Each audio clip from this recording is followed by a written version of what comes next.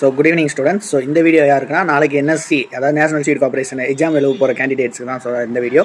So நிறைய candidates கேட்ட questions என்னென்ன டாக்குமெண்ட்ஸ் எடுத்துகிட்டு போகணும், எதை கொண்டு போனோம் எக்ஸாம் ஆளுக்கு அப்படின்னு சொல்லியிருக்காங்க. ஸோ ஃபஸ்ட்டு வந்து எல்லாருக்குமே வந்து உங்களுக்கு வந்து தமிழ்நாடு விட்டு அதர் ஸ்டேட்ஸில் தான் வந்து நிறைய பேருக்கு எக்ஸாம் சென்டர் போட்டிருக்காங்க. எக்ஸாம்பிள் ஹைதராபாத், பெங்களூர் அந்த மாதிரி போட்டிருக்காங்க. ஸோ முடிஞ்ச அளவுக்கு நாளைக்கு மார்னிங் எக்ஸாம் இருக்குது எல்லாருக்கும். ஸோ வந்து இன்றைக்கி ஈவினிங்கே வந்து முடிஞ்ச அளவு அந்த சென்டருக்கு நியர்பை ஏதாச்சும் ஒரு பிளேஸில் ஸ்டே பண்ணுற மாதிரி பார்த்துக்கோங்க. ஸோ நாளைக்கு மார்னிங் வந்து ரஷ்அப் ஆகிட்டு போக வேணாம். ஸோ இன்றைக்கி ஈவினிங்கே இது பண்ணிக்கோங்க.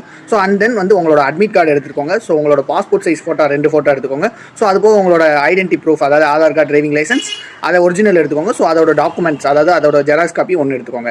ஸோ இது போக வந்து பென் எடுத்துகிட்டு போங்க. ஸோ அவங்க அலோவ் பண்ணாங்கன்னா உள்ளே எடுத்துகிட்டு போங்க, இல்லைன்னா அவங்க பென்னு கொடுப்பாங்க.